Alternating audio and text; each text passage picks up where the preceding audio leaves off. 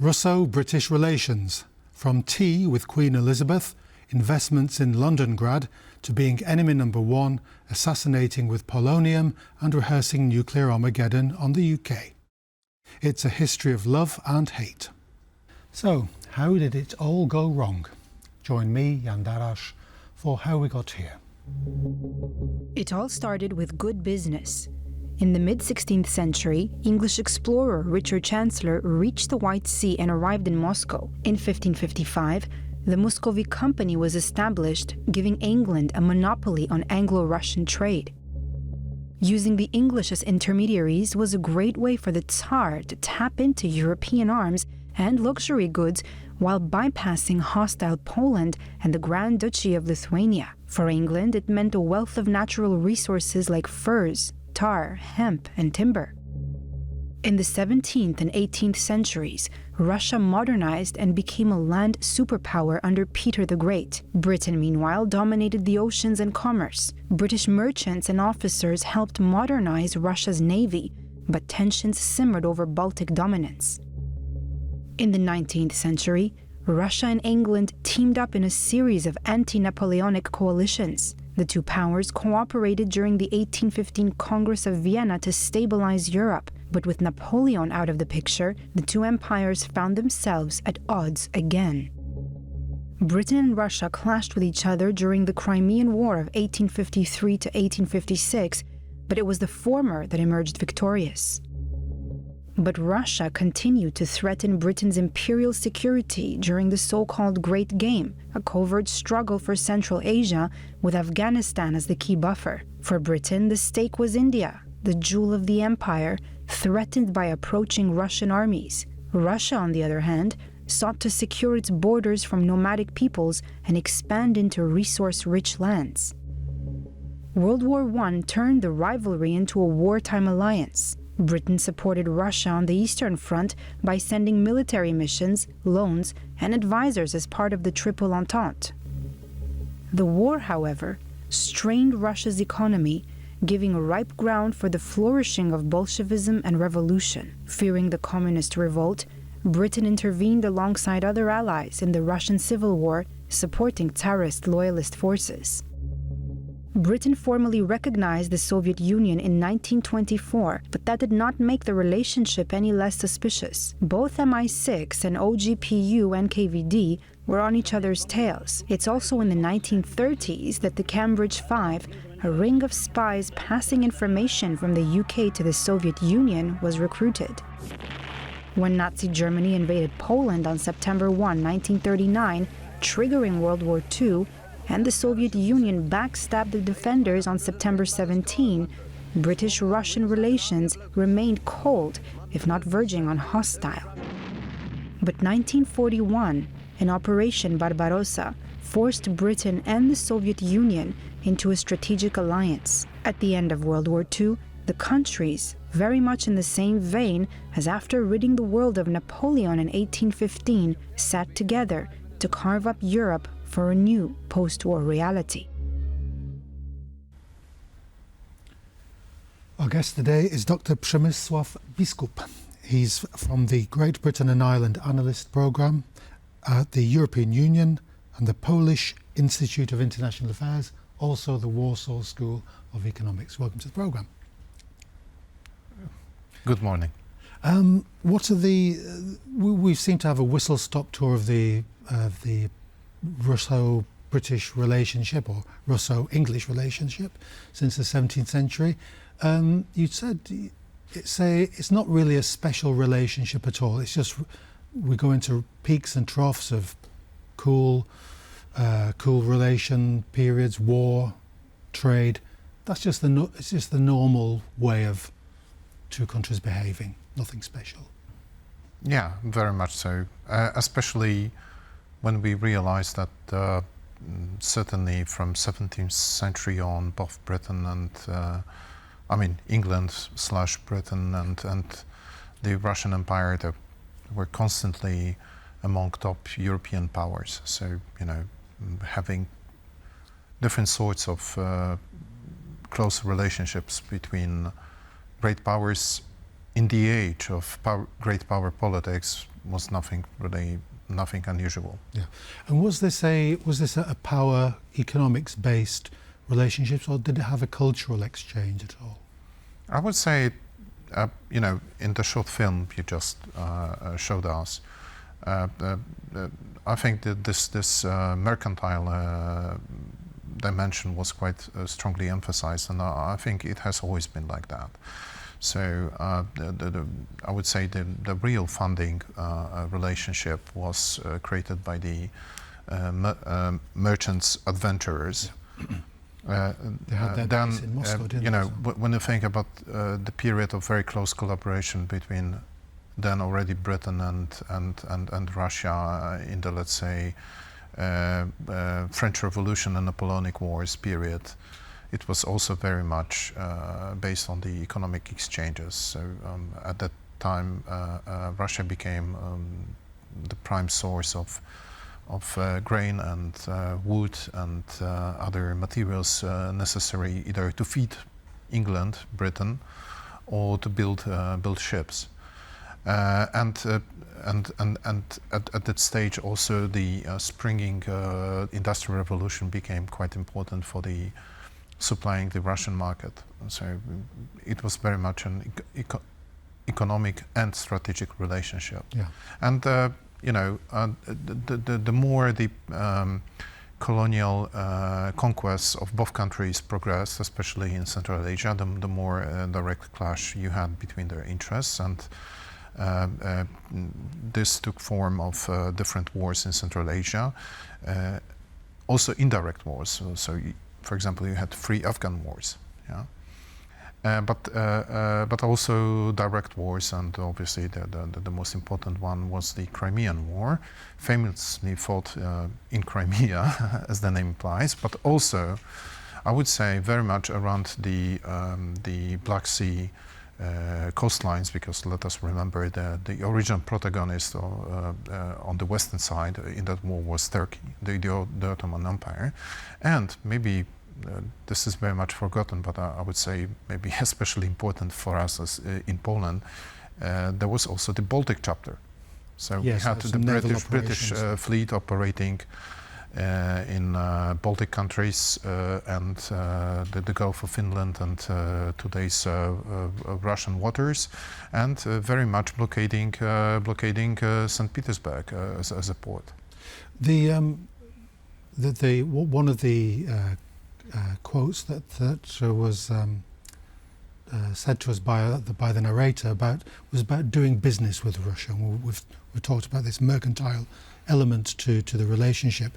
Mrs. Thatcher famously said, "We can do business with Mikhail Gorbachev in the 1980s, 1990s."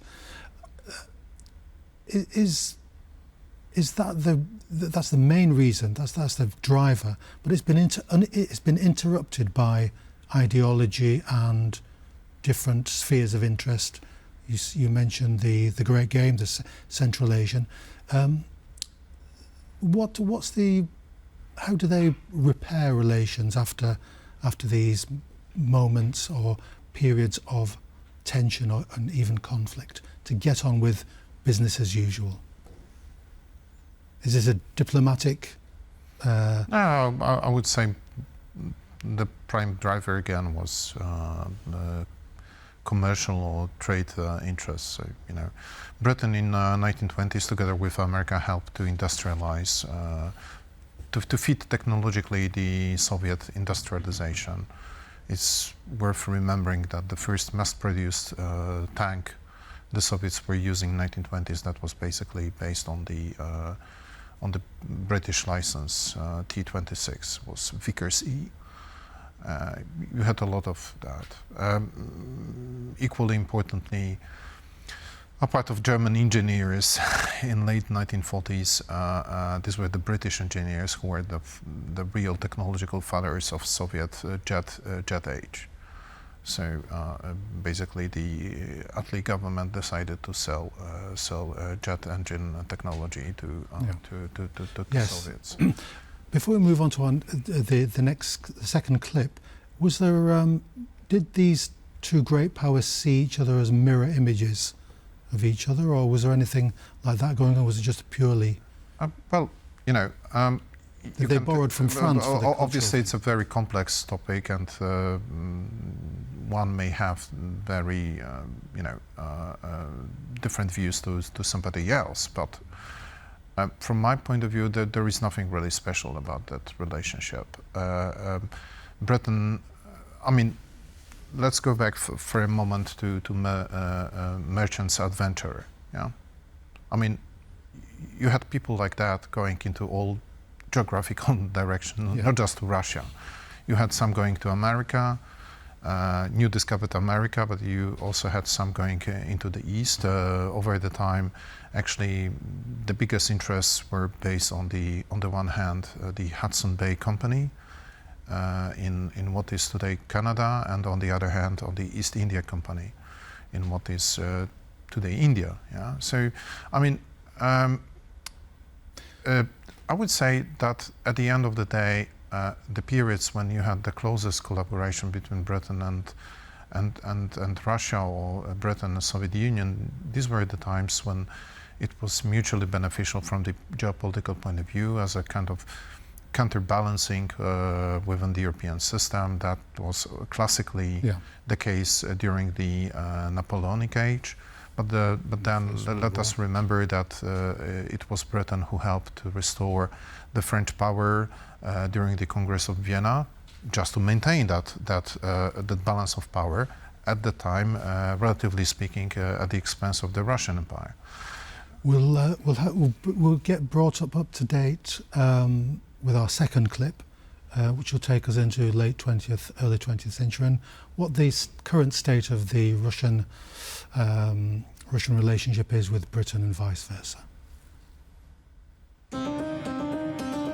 The Cold War saw another pendulum swing in British-Russian relations. The Iron Curtain speech Prime Minister Winston Churchill gave on March 5, 1946, marked Britain's separation from the USSR. Britain's leading role in the establishment of NATO in 1949 reinforced the divide. 3 years later, Britain became a nuclear power, casting the gauntlet to the Soviet Union in the arms race. From the 1950s to 1970s, the Cambridge Five compromised foreign, security and counterintelligence planning. On the Realpolitik front, British troops joined US forces in the Korean War, facing off against USSR-supported North Korea. But during the Suez Crisis of 1956, the Soviet Union threatened to intervene on the side of Egypt. This threat contributed to the UK's withdrawal from the canal.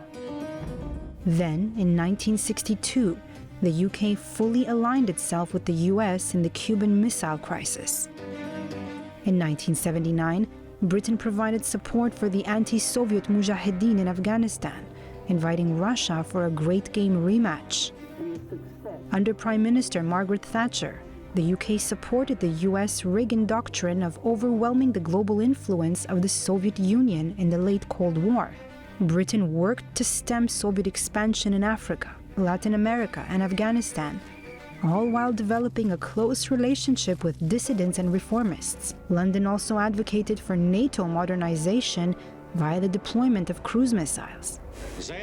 But when Mikhail Gorbachev became the leader of the USSR, Thatcher saw him as a business partner. In fact, she played a key role in brokering the negotiations between Reagan and Gorbachev on the Intermediate Range Nuclear Forces Treaty. The early 1990s saw the fall of the Soviet Union and London being jokingly rebranded as Londongrad because of how popular a business destination it became for Russian oligarchs. But the 1999 NATO intervention in the Balkans and Vladimir Putin's swearing in a year later began straining the relations anew. Two major poisoning cases fundamentally altered UK-Russia relations. First, in 2006, former FSB officer Alexander Litvinenko was poisoned in London with polonium-210. Years later, it turned out that Litvinenko had the executioner's mark put on him by the highest Russian officials. In 2018, Sergei Skripal, a former GRU officer turned MI6 asset, was poisoned with a Novichok nerve agent in Salisbury by his former Russian employers. Both poisonings led to mass diplomatic expulsions and solidified British perception of Russia as a hostile state actor. Finally, the UK's political, material, and logistical support for Ukraine during the ongoing war has only bolstered the obvious. Russian-British relations are as south can be. Current Russian propaganda portrays Britain as the number one enemy. Why is that? Or is that a figment of imagination? Is too of minor importance to be an enemy? Well, certainly at the present stage of the conflict in Ukraine, Britain can be described as adversary to Russia. But then why number one? To be honest, I'm not really sure. Obviously, Britain has been extremely important in the first stage of the war, with Poland, I would say. These two countries basically effectively saved Ukraine early on. But then I would say both Poland and Britain, they lack staying power. And one might say that even Europe as a whole lacks staying power. So I can't really see why except for propaganda purposes, that would be actually accurate. And it's important to see that you have Putin negotiating all the time with American leadership, not with the British. So yes. I think this is a clear indication who is number one well, quite. adversary in the eyes of the Russians. There was a time in the early 2000s, late 1990s, when this idea of doing business with Russia was a goer, wasn't it? It was we'd won the Cold War, seen the USSR off, and this was a new phase. Yeah, seemed to be. Sure. But then obviously I would say the well-established long history social mechanisms on the Russian side took their part, and they helped to establish another non-democratic regime with Putin on top of that, and I wouldn't also overemphasize the importance of the Russian connection for Britain as such. I mean, as was mentioned in this short film, Britain was very happy to accept Russian oligarchs, or let's say post-Soviet oligarchs, because yes. These were not just Russian, but from the whole post-Soviet area, yes. And the money. Put one of them in the House and of the Lords, money and their investment, but then they either became naturalized or, like Roman Abramovich, they became expelled, and that, I think, is more informative of the general economic model of Britain, with this emphasis on importing foreign investment capital through the City of London and its, let's say, also tax haven, dimension. Then actually about Russo British relationship, because Britain has been doing this with oligarchs and millionaires yes. from all over the world. It's not limited to the Russian financial elite. Yeah. The new head of MI6, the armed forces, and the armed forces in general are very critical of the British government policy about rearming and seeing Russia as the sower of international chaos. Is that just a rhetoric to gain more money for their departments, or is there actual substance to this from the Russian point of view? And for example, has Britain overestimated its own importance in this relationship with Russia? There are a few questions. So let me deal with them one by one. First of all, I would say that the leadership of the armed forces and intelligence and counterintelligence services, they don't really disagree with politicians about the importance of Russia as a threat. They disagree about the level of investment that is necessary to deal with that threat. And for good reasons, the armed forces and special service representatives, they call for bigger funding. How much substance to this there is? Well, the British armed forces in numerical sense are the smallest since the Napoleonic age. So I would say, yes, there is a lot of good sense to make these calls, because otherwise it will be too late, or maybe it's already too late, but it's still reversible. But if it continues, then it will be irreversible. I don't think it really reflects Britain's ambitions or Britain's role as an international actor. That's already like an over presumption of the role. We are talking about the situation when Britain is not really able to defend itself. So going into any international role is already too much, I would say. Yeah. But then the state of the European crisis is illustrated by the fact that Britain and France, and by the way, French armed forces are in a very similar shape, are still the prime armed forces on the continent of Europe. So it's even worse with other countries. Is this a phase that, are we to expect in that sense, more of the Novichok secret services operations in Britain, on the territory of Britain and in Europe, as we've seen in Poland and other places? Yeah, sure. I mean, why not? It really depends on the willingness of Russia to do that. But then, at the same time, it's worth mentioning that you never have an open society that is totally resilient to that. But what worries me more is actually the readiness of the armed forces proper, because in many cases military strategy is building strategy. You need considerable lead times these days. We had recently signed a Polish contract for submarines bought in Sweden, and the final of them will be delivered in 10 years. They will be probably fully operational in 15, because it also takes time to train the crews and so on. So, and we are talking about decisions that have already been made. You mentioned, just as a final point, that as we were talking about the comments that the MI6 leader, chief met, said, and you said it could go worse.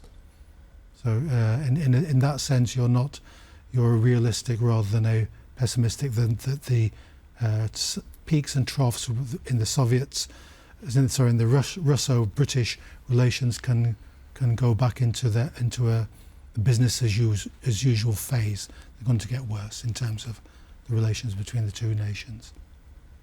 Yeah, absolutely. Since we're talking Russia, it's worth mentioning this famous adage, usually ascribed to Trotsky. The fact that you're not interested in war doesn't mean that war is not interested in you. Yes. And so the dilemma that not just Britain but all EU and Western Europe countries have is that it's Russia that is in the driving seat of that process. If they are interested in war, in confrontation, yes, then they'll let you know our options are really quite limited. Dr. Biskup, thank you very much for coming along to our programme. Great to have you. Thank you. So that's it. Do join us next time, next Tuesday, 9:35, 21:35, for How We Got Here. So Join us then.